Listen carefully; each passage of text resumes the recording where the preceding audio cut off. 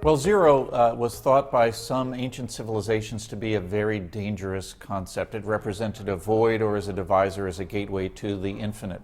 In today's environment, the zero that we're talking about is the zero interest rate policy that the Federal Reserve and other world central banks have had in place for most of the time since 2008.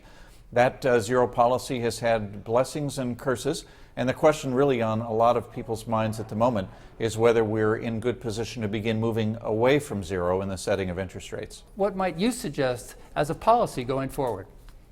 The United States economy has now been expanding for 6 years, which makes that one of the longest expansions that we've had. We've made immense progress in bringing unemployment down from a peak of 10% to its current level of about 5.5%. And so that gives the Fed and others confidence that perhaps we can begin to remove some of the emergency monetary policies that was implemented during the darkest days of the crisis, and yet still see our economy and our markets perform well. Let's talk about risk for a moment. What's the risk of increasing interest rates, whether it's even by a small amount, and what's the risk of not increasing the interest rates at this time? Well, there are risks to doing nothing and there are risks to doing something.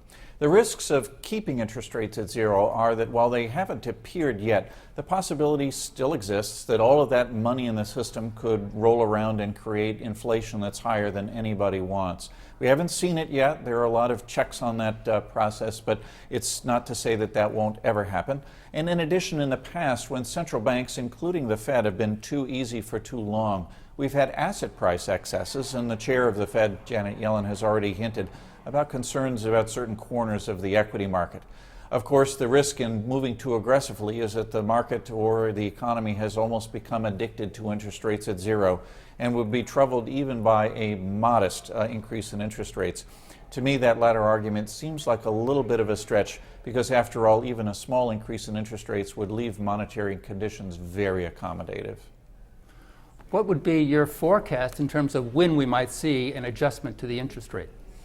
My sense is, as the summer evolves, that the incoming data will give the members of the Federal Open Market Committee the justification they need to make the first very tentative step in an interest rate increase in September. We think that's only going to be a quarter point, but we don't think that they're going to move aggressively thereafter. A lot of the language they'll probably use will indicate that they'll watch and wait to see what the reaction is like before taking a second step. So, as we've been saying, it's not so much the date of the liftoff, but rather the trajectory of the flight that's really most important for investors.